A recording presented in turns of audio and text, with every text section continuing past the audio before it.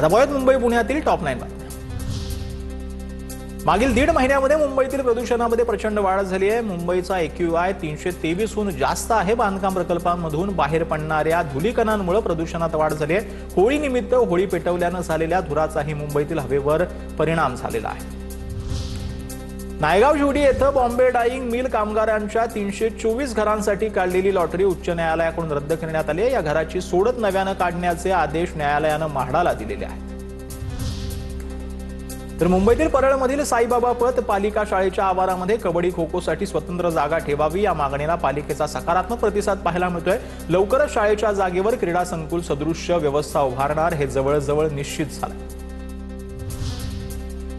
मुंबई आणि नवी मुंबई विमानतळाला जोडणाऱ्या मेट्रो 8 प्रकल्पाला राज्य सरकारची मंजुरी आहे। मेट्रो प्रकल्पासाठी 22,862 कोटींच्या खर्चाला मंजुरी देण्यात आली। यातील 40% निधी वायबिलिटी गॅप फंडिंगनुसार उभारण्यात येणार आहे। महाराष्ट्र ATSने कुर्ला आणि गोवंडीमध्ये परिसरात केलेल्या छापेमारीमध्ये 3 संशयितांना ताब्यात घेतले। तिघही दहशतवादी संघटनांच्या विचारधारेने प्रभावित झालेले होते। तपासामधून हे समोर आलेले आहे। दहशतवादी विचारधारेने प्रभावित होऊन तरुणांची माती भडकवल्याचा आरोप होता।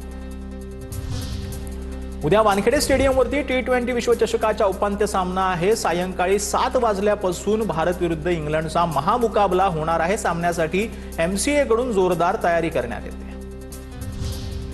नवी मुंबईतील शेतकऱ्यांसाठी मोठा दिलासा। पनवेल तालुक्यातील शेतकऱ्यांच्या जमिनी मोकळ्या होणार। भाजपचे आमदार विक्रांत पाटील यांच्या लक्षवेधीवरती मंत्री उदय सामंत यांचे विधान परिषदेत आश्वासन। 55 वर्षांपासून अडकलेले जमिनीवरील शिक्के काढून घेतले जाणार। नशेखोर तरुणाची सेक्रेटरीसह त्याचा मुलगा आणि एका रहिवाशाला बेदम मारहाण। टिटवाळ्यातील नेपच्यून स्वराज्य सोसायटीतील घटना। दारू पिऊन येऊ नका असं सांगितल्याने सेक्रेटरीच्या कुटुंबाला मारहाण। घटनेत 2 जण जखमी। टिटवाळा पोलीस ठाण्यामध्ये गुन्हा दाखल। कल्याण डोंबिवली ट्रेडिंगच्या नावाखाली विद्यार्थ्याची फसवणूक। 18 ते 19 वयोगटातील 40 ते 50 विद्यार्थ्यांच्या नावावर बँक खाती उघडून लाखोंची उलाढाल। आधार कार्ड, पॅन कार्ड, कागदपत्रांचा गैरवापर करण्यात आलाय। 2 वर्षांनी घोटाळा उघडकीस आलेला आहे।